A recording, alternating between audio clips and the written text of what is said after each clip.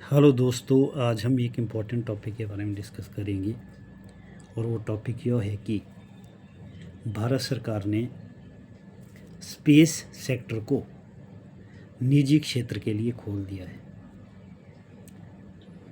यह ऐतिहासिक कदम भारत सरकार ने 2022 में लिया था, जिसका परिणाम यह निकला कि एक इन स्पेस नामक संस्था बनी, अर्थात Indian space promotion and authorization centre बन। दोस्तों, अब निजी क्षेत्र को अगर हम इस स्पेस सेक्टर में इन्वॉल्व करेंगे तो नो डाउट हमारा जो देश है वो क्या करेगा कि वो इस सेक्टर में कई उपलब्धियां हासिल करेगा। वैसे भी हमारा जो स्पेस सेक्टर है अगर हम देखें वो काफ़ी एक ग्रोइंग सेक्टर है, लेकिन उसमें थोड़ा सा अगर निजी क्षेत्र को भी इन्वॉल्व किया जाए तो वो सेक्टर हमारा कई गुना ज़्यादा उपलब्धियों के नए आयाम हासिल कर पाएगा। तो यहाँ हम देखते हैं कि निजी क्षेत्र के लिए जब इसको खोला गया तो हमारे को ये भी पता चलता है कि निजी क्षेत्र के कुछ लोगों ने इसके ऊपर पहले से ही काम शुरू कर लिया था। एक हमारे को हैदराबाद बेस्ड प्राइवेट कंपनी का पता लगता है और वो कंपनी थी स्काई रूट एरोस्पेस। ये जो स्काई रूट एरोस्पेस कंपनी है, यह इसरो के दो वैज्ञानिकों ने जिन्होंने कि इसरो से जॉब छोड़ दी थी, एक का नाम पवन कुमार चंदाना था और दूसरे का नाम नागा भारत डक्का था। तो उन्होंने इस कंपनी को 2018 में बनाया। बनाने के बाद इनकी जो सबसे बड़ी उपलब्धि रही है वो यह है कि 18 नवंबर 2022 को इस कंपनी ने अपना एक रॉकेट विकसित किया और उस रॉकेट का नाम विक्रम एस रखा गया। इन्होंने इसका लो ऑर्बिट में एक सफल परीक्षण किया और ये जो परीक्षण था इसको मिशन प्रारंभ नाम दिया गया। इसके बाद इसी कंपनी ने 18 जुलाई 2026 को,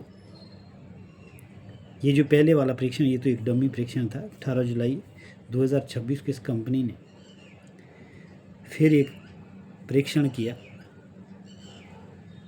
तो इस परीक्षण में हमारे को जो रॉकेट था जिसका उपयोग किया गया वो उसको विक्रम 1 का नाम दिया गया।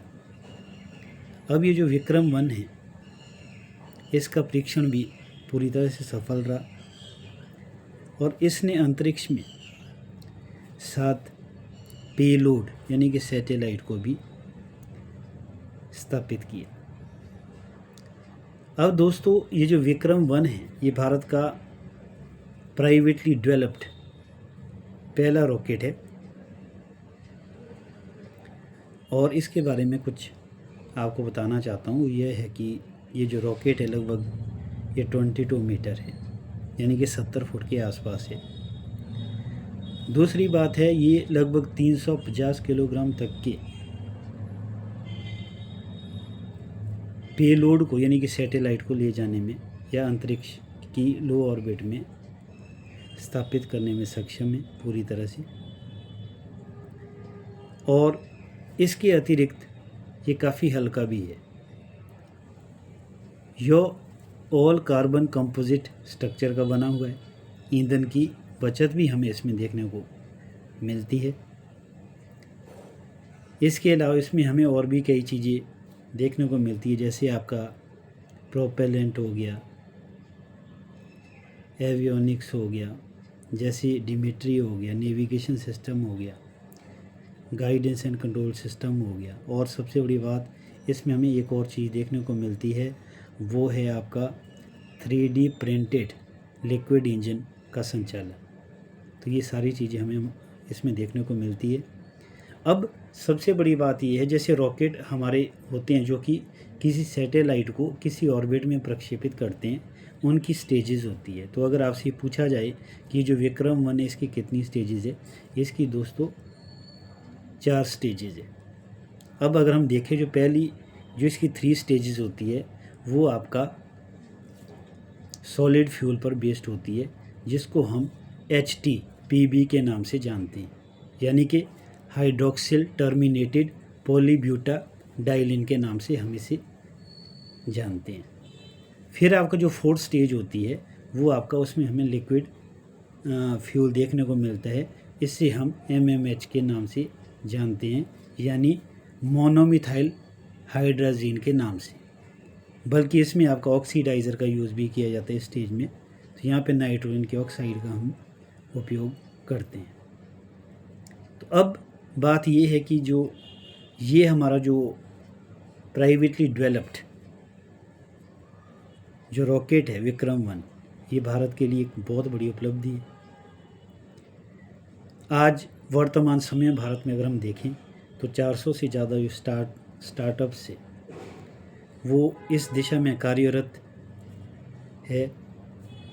इसके अलावा हम ये भी देखते हैं कि भारत में जो इसकी जो एक इनकम है या इसकी जो इकोनॉमी है या इकोनॉमिक कंट्रीब्यूशन है वो लगभग आपका 9 बिलियन के आसपास है, और 2032 तक इसे लगभग 44 बिलियन किए जाने की संभावना है।